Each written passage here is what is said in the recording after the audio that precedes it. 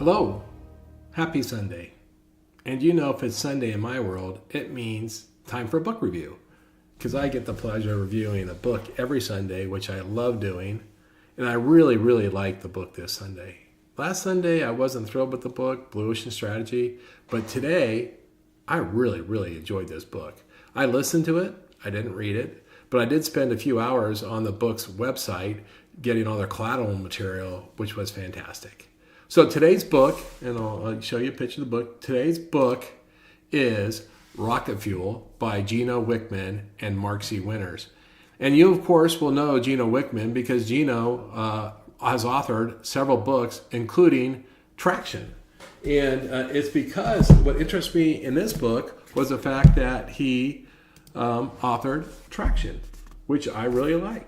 And this is, of course, an essential book for most entrepreneurs, and all salespeople are entrepreneurs. So I was really interested to read this most recent book. Of course, he's also written Get a Grip, an entrepreneurial fable, Entrepreneurial's Leap, How to Be a Great Boss, and What the Heck is EOS? And that's really what Traction is all about, is the EOS system, which is fantastic. And I was a little worried when I got this book because Traction, it's not an easy read. It is heavy lifting. You got to go slow. You got to study all the stuff, all the tools they give you. I mean, it's a tough read, and it's a really good read. Very academically, very academic feeling, right? Very much like Blue Ocean Strategy. It's like a full load. And so when I signed up for Rocket Fuel, I'm like, man, I can't do this 2 books in a row. I just did do Blue Ocean Strategy. But instead, Rocket Fuel was awesome. It did have a lot of tactics and strategies, and it did have a good dozen, tools and templates that you can use. But it was more just covering the concept and also how to work through the concept. And, I wasn't certain what to expect when we got to Rocket Fuel, but I was really surprised. And here's what Rocket Fuel is really about. Rocket Fuel, it starts in the introduction, introducing the power of 2. And that's really what the whole book about. The whole book is about the synergy between visionaries and integrators. And so visionaries are the big picture thinkers, the idea generators. Integrators are the detail-oriented executors who bring order and alignment to this dynamic combination. And that creates the rocket fuel for companies to take off. And what he suggests, most companies need both a visionary and an integrator. And the book goes into depth on what is each role, how should they be, who does what, how do you communicate, how do you optimize? And the parts I really liked is how should you structure your organization? That was actually chapter 4 and part 2 is my favorite part of the book. But let's look at some of the concepts in the book. I won't spend a ton of time. And then I'm going to show you the toolkit addendum that anybody can get. Anybody can go to the EOS website or to the Rocket Fuel Now website and get those materials.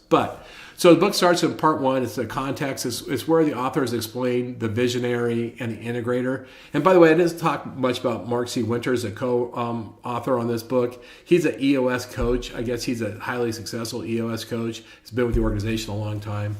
And that's his contribution to the book. So the main concept of the visionary chapter is that visionaries are the creative force of the big picture thinkers and organizations.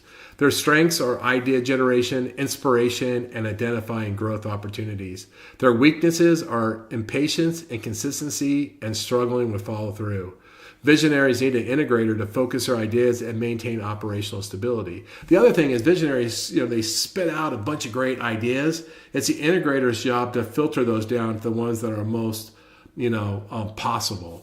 And by the way, at the end of this chapter 1, you can take the visionary test. I'll show it to you in a second. It's 20 questions, and you can learn whether you're a visionary, and then you can take the integrator test and learn whether you're an integrator. And so it's really interesting. I was doing it in my head while I was listening to this. And so the integrator are operational leaders who bring order and accountability and focus to the organization. Their strengths are, of course, execution, managing conflict, and aligning departments. Their weaknesses, they may lack creativity and they take fewer risks. And the integrator provides the balance necessary to complement a visionary's energy and innovation. And so the third chapter, which is the last chapter in part 1, is the relationship. And the relationship's really hard because visionaries are really tough to manage. And visionaries have a hard time empowering their integrators, and the integrator becomes the most empowered person in the organization over stakeholders, owners, and visionaries. But so under the relationship chapter, it's misaligned expectations and poor communications constrain this partnership. And so common pitfalls,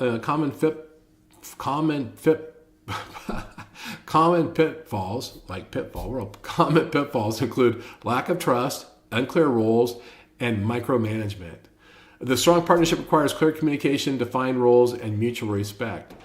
Tools like the accountability chart help clarify responsibilities. That's one of the things. They give like 12 key tools in the accountability chart, as well as meeting structures. If you've done EOS, you know, if you follow the EOS system will give you a tool for every single step of your business, which I really like. So chapter 4, by the way, gets to the accountability chart, right? And chapter 4 is the first section in part 2. It's the accountability chart. And the accountability chart defines clear roles and responsibilities, ensuring alignment between the visionary and the integrator. And it's not always clear. Sometimes, there's not a clear cut what the visionary does and what the integrator does, because sometimes they have overlapping skill sets, but sometimes one has a weak in the overlapping skill set, and so they take that one, or the other person has the strength in that one. But they use the accountability chart to clarify decision-making authority, define who's responsible for each key area of the business, and to regularly update the charts to reflect organizational challenges. So that's chapter 4. Chapter 5 are the rules. Establishing clear rules and frameworks strengthens the visionary-integrator relationship. And key points here are set boundaries and guidelines that minimize conflict. Use the same page meeting framework to resolve issues and maintain alignment. That same page meeting framework is pretty cool. It's a 2-hour meeting, and it's totally preset. Like if you've done the EOS, you know the EOS also has and the EOS system has an optimized meeting structure. It's all really good stuff. This was, like I said, less dense than, say, Traction. But anyway, in the last thing, chapter 5, they agree to share goals and the metrics for success. Chapter 6 talks about how they can find each other, how an integrator finds a visionary, and how a visionary can find an integrator. That's pretty interesting. And by the way, the Rocket Fuel and EOS have like a community website where you can go connect on their website. They kind of tell you how to do it. It's pretty cool. Chapter 7 is patience. Building a successful visionary integrator relationship takes time and persistence. Trust is earned through consistent actions over time, but patience is resolving conflicts and aligning goals. Commit to the long-term success of the partnership. You need, and here they tell you the key timelines. 90 days is really big. 1 year is really big. If it's not working in 1 year, it's time to split. But you need to give it a year. At the end of chapter 7, they go to a bonus chapter, which is really just about reviewing the EOS system and EOS tools. The main bulk is chapters 1 through 7. It was a great book. I really enjoyed the book. I'm going to go ahead and share I'm going to share the toolkit. And I'm just going to go through this really quickly. You can go online and get this yourself, by the way. You don't need to get it from me. You can see here they have the crystallizer assessment in this toolkit, the accountability chart, the same page meeting, the owner-employee rules of the game, the core questions, the 90-day world, the level 10 meeting, and the scorecard. And you can see here's the 3 assessments. Pretty cool. And this next thing I'm going to show you, I'm going to end with this. This is my favorite part, the accountability chart. And what this really is what your org chart should look like. And it's really, really interesting. It really clarifies how many people you need in each role and who they should be. And it's great. And it's fun. It's interesting. On top is the visionary, and below him is the integrator, but the integrator has all the authority. And then it says, look, you don't need to have 1 million executives on your team. If you're doing $50 million or less in profit, you really only need to have most likely 4 department heads, and you should never have more than 7.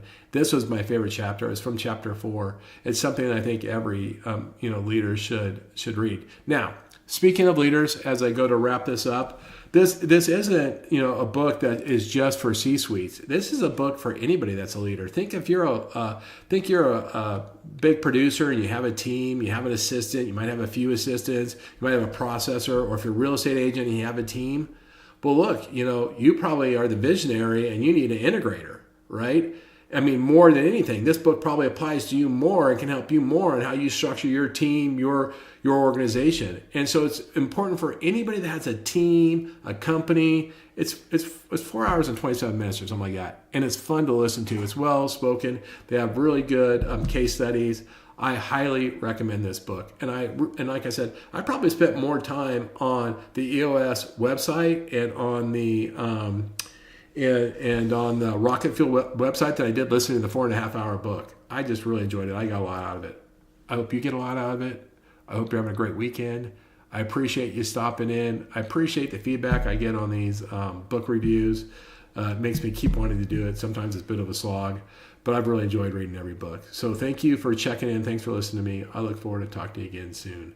Thanks so much.